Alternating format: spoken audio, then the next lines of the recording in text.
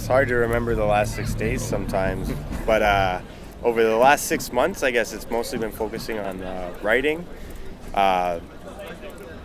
We just did 10 days of shows, 5 shows, 1 festival in Sweden, and then Russia for 2 shows, a show in Belarus, and then now here at Hevy Fest. I don't know if you can remember anything else. Oh, he's already on. Are we it. keeping That was a lengthy answer. No.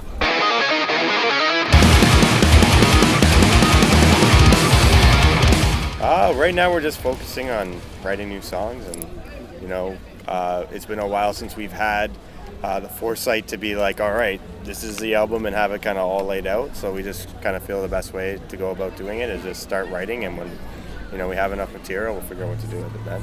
But it's been going good. First time writing with Michael, who is a writing machine. So he just gives us a ton of stuff to work with, and then, so it's nice to have that where, sometimes it's pulling strings or it's just hard to get ideas down. So it's nice to have more than enough stuff to work with on that end, and just having someone eager and excited to play music. Writing is easily my favorite part of being in a band. Yeah? The touring's fun. It's obviously, but yeah, I mean, it's definitely, and it's been really fun. Like, I was in another band for many years.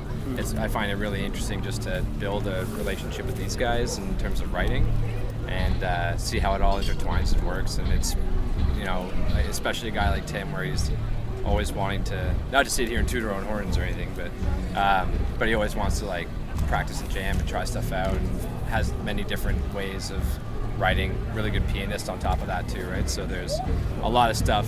As much as I write, I have no idea what I'm doing because I don't know theory, where he knows so much of it. So it's nice to be able to bounce back and forth with that kind of stuff. It's a good balance, and it's a learning process. I guess before we just had 5 guys and we had a method of doing it, and even our method now isn't very, I don't think it's the fastest way to write music, but it's cool to evolve and try stuff and work with new people, and it's interesting how everyone kind of brings something different to the table. Yeah, I definitely like the word matured over changed or anything else like that, but I don't know. I think we started out with different influences and wanting to just kind of write from A and just kind of go from there. Now we've been trying to think of being songwriters and using techniques and revisiting stuff, doing it differently or whatever, but we were kind of viewing the song as a whole, and we'll sit back and listen to it and kind of criticize it and be like, what is this missing, what does this need? Where, from our first albums, it was just part. It's like, oh shit, we've gone too far to even go back.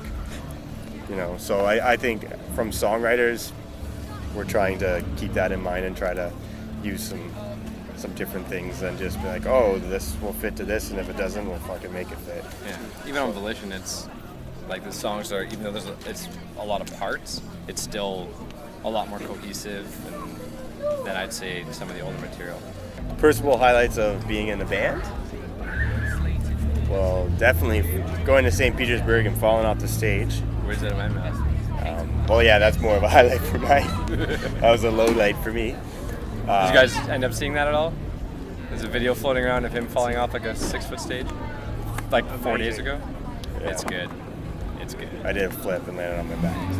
Yeah. Wow. On the ground, like concrete. Yeah, like fully spilled over the monitor.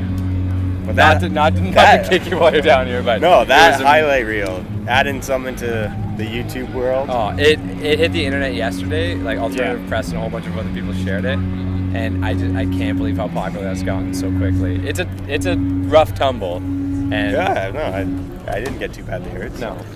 I feel like it's kind of like the Will Ferrell scene in Austin Powers. It's like, I'm badly hurt. I don't think that crowdfunding every album you do is particularly the best way to go, but it was a situation for us that we felt it was the best time to do something and try something big. We don't particularly want to be good fundraisers, and it was a lot of work and we learned a lot, but it is very cool to see that this alternative method is always there and always will be there. So it's very comforting to know at any time if we wanted to do it, it's it's there waiting to be there, and hopefully it would be successful. So I think that's cool, and it seems like a lot of bands are doing that right now. But it at the time where the band was at, we kind of needed to do that, or it was literally, it's like, let's try this, and if it fails, then maybe we'll think about going to get a real job or whatever. It's like we'll have to go back to the drawing board. But there wasn't anything enticing about getting corrupt loan from a record label to fund our record, because it just hadn't worked for us. So and in Dunsel, it's not about anyone specifically, it's just the whole attitude in the music industry. We've met a lot of people that it's like, I don't even know if they know it, and they're not bad people. It's just this system and the way that it's like this corrupt school where you go and it's like, this is how it works, and it's like you learn and you just work inside of it, and no one thinks for themselves or thinks to think outside of this constant cycle. So it doesn't work for us, and we're trying not to participate in it. And hopefully by doing that and trying out new things, other people will start doing it and realizing that if you work hard for yourself, that you'll be rewarded and not be giving all your money away. The crazy thing about being in a band and doing this for a living is it's like you're constantly seeing people that are doing it better than you, and it's like you are never at the top, and if you do ever get to the top, it's like you're not there for long. So it's like we're happy to be at a place where it's like we've made a career out of it, but it's like now we're more in the driver's seat, and there's just like so much more you can do with it. So I can't think of a specific example, but I'm constantly, anytime I see a band that I look up to, you see how much goes into the show, and it's just like, how do you get from where we are to doing what this band's doing? And it's like, and then they're probably thinking, like, how do we do that?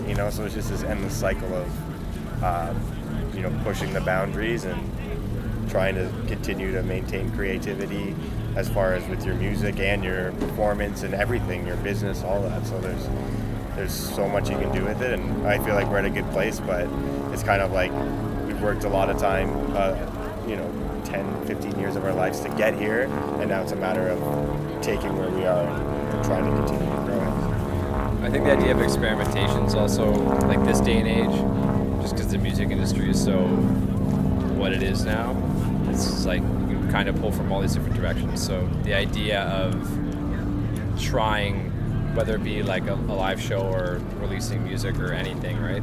It's like, I find we've all seen a lot of bands do some cool stuff. So I think it's like the best time to try stuff out, and like you said, be in the driver's seat, really push the limits and either watch it fail or go really well. So. On the left side of the road, of course. Yes.